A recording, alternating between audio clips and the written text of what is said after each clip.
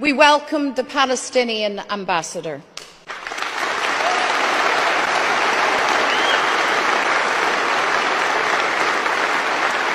The Palestinian people have a right to their homeland.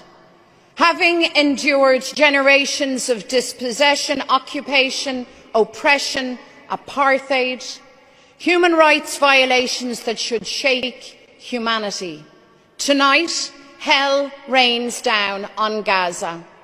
Gaza, the graveyard of children. A child's life taken every 10 minutes. Israel claims to act in self-defense. Carpet bombing civilians, collective punishment, massacring children in their thousands is not defense.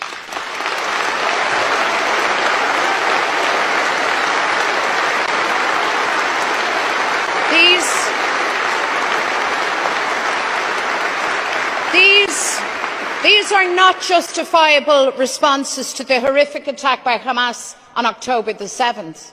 The world sees Israeli actions for what they are: barbaric, hateful, cowardly war crimes.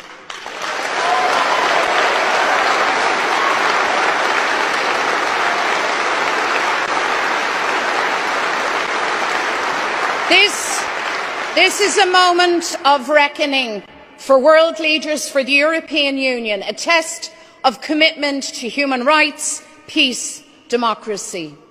We ask, where is the protection of international law for every child killed in Gaza, for every Gazan mother holding the cold body of their dead child? Israel cannot be allowed to commit atrocities with impunity.